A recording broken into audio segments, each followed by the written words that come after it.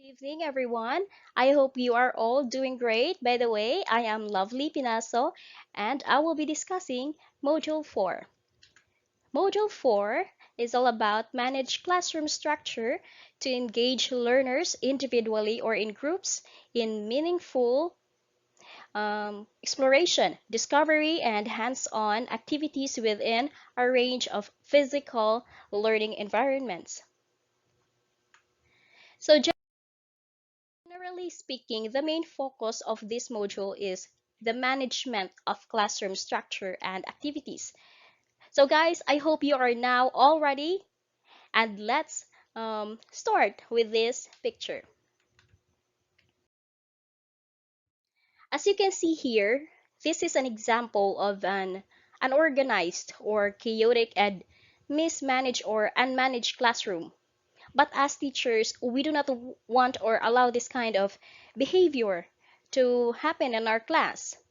As a part of our depth admission, we'd like to ensure that our learners are in a child-friendly, safe, and motivating environment by establishing sets of routines and procedures in a classroom. So in this module, we will learn how we can enrich our skills in managing classroom structures and activities. We have here the key concepts that we should acquaint ourselves in order to set off well-managed activities in an appropriately structured classroom. The first one is classroom structure. What is classroom structure? So this refers to the physical setup of the learning environment, which generally includes the arrangement of chairs, tables, and other equipment in the classroom designed uh, to maximize learning. One example for this is the achievement board, where we can put up the names of, let's say, the top 15 students in that specific classroom. This technique, or material is also one way to challenge or motivate students to do good on their academics. Next is we have classroom activities. These are activities that the teacher intends to use based on the lesson objectives. First, we have discovery learning activities, hands-on learning activities, and meaningful exploration. So what is discovery learning activities? These require learners to draw their past and existing knowledge to discover facts, relationships, and new knowledge to be learned. Example for this is assigning interviews to spark curiosity of the students. This can help them discover new amazing information that they can gather just by talking with other people. Next is the hands-on learning activities. So this requires physical participation of learners to construct, consolidate, or explain concepts. More often, students learn by doing instead of just listening to the teacher's lecture about a certain topic. The students engages with the subject matter to solve problem or create something. This is also more engaging way to learn and can lead to increased retention. The last one for the classroom activities is the meaningful exploration. This leads to learners' full understanding of concepts and how they relate to other concepts. Meaningful exploration helps students make discoveries related to the lesson's big ideas. They promote inquiry and lead students towards asking the essential questions. For example, the teacher as the facilitator and the student will conduct investigation, or the teacher observes and listens and the student forms predictions and hypotheses. Okay, so I hope I'm not very fast. Sorry about that. I'm actually a fast talker, so I hope you understood me. So let's go to the next slide. Here, um, are suggestions for improvements. Usually, in every lesson or activity, we have to come up with some improvements that will suit best to our learners' needs. So, here are some examples or suggestions for improvements. First is set clear expectations.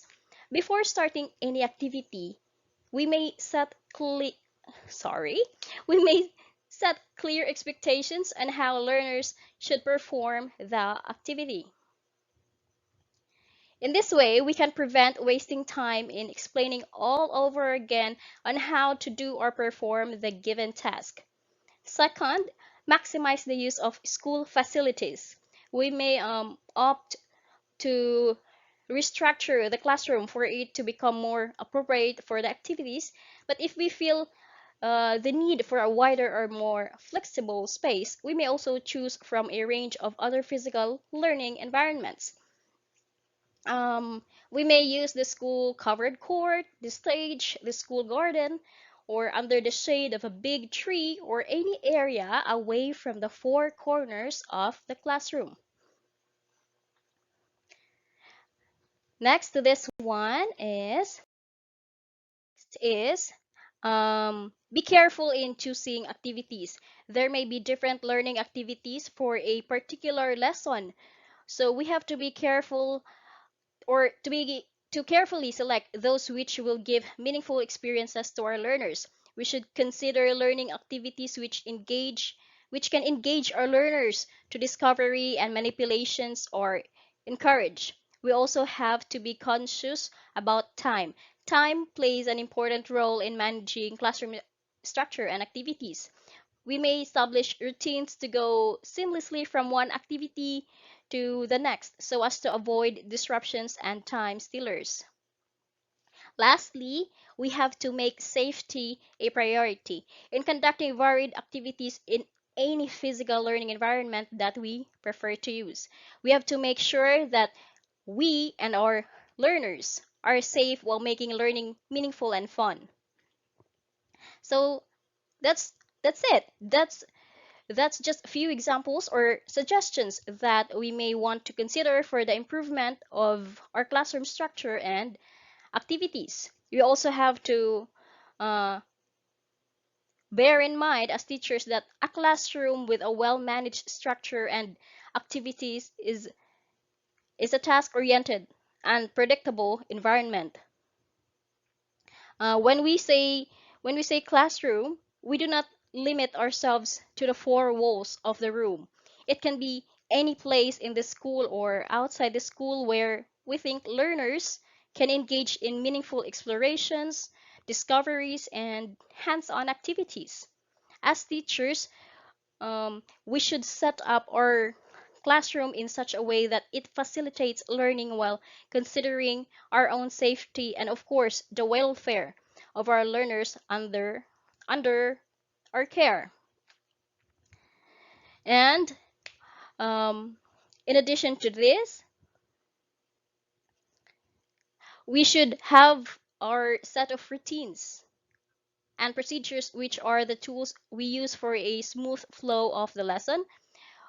We maximize um, we maximize out we can maximize time with our learners by coming up with a well planned, well thought through activities.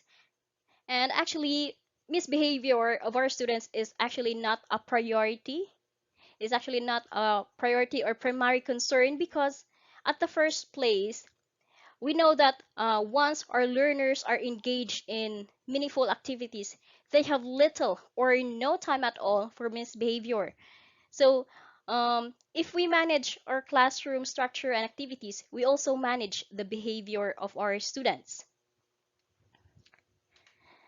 Okay, so here, as you can see, here are some examples of the seating arrangement that we can do in our classroom to conduct some activities. And since this is all about management of classroom structure and activities, here is an example of a detailed lesson plan. All right, so we have here We can see the objectives of or for this lesson or activity. We have objectives, we have content standards, performance standards, learning competencies or objectives. We have the content, or we have learning resources and other learning resources. For learning resources, we can get this from textbook pages or teacher's guide pages, learners materials pages. And for learning resources, we can get this from websites, videos, pictures, music, and many. Third part are the procedures. First is reviewing previous lesson or presenting the new lesson. Usually, we use I do, we do, and you do in this part. Next is establishing a purpose for the lesson.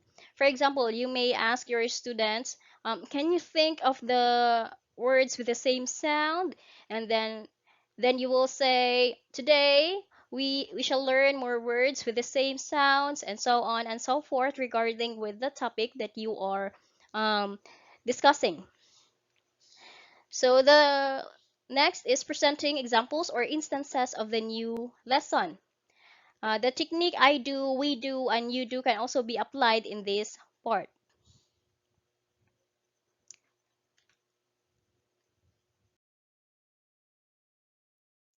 Here, let's continue discussing new concepts and practicing new skills. Number one, discussing new concepts and practicing new skills. Number two, so letter D and E are two activities where students can discuss in small groups. Next is developing mastery leads to formative assessment. They can use the TDAR or the think, discuss, act, reflect strategy in this part.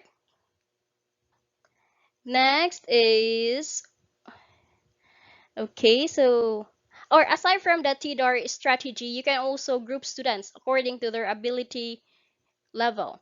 Like tell each group to think of the task given to them, let them discuss how to do their task, let them act or answer their task, and let them reflect on how they were able to finish their task.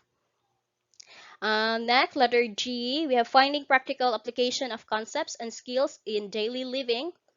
One example for this one is like big group sharing. You can all the students can have sharing. They can share their insights or thoughts about the activity. Last one is additional activities for application or remediation. Okay, so we have here the fourth part, which is the remarks. This part is where teachers shall indicate special cases, including continuation of lesson plan, reteaching, or lack of time, and so on and so forth. So for this one, this is just to remind the teacher that we or the lesson is unfinished due to some instances or whatever reason they have or they had. So next, last one, the fifth part is the reflection. So this is to be filled out right after the delivery of the lesson. For example, if the lesson is successfully implemented or for the improvements and adjustments of the lesson or activity. So that's pretty much it. Okay, so that's the end of my discussion about module 4, management of classroom structure and activities. Thank you and have a good night, everyone. Thank you very much.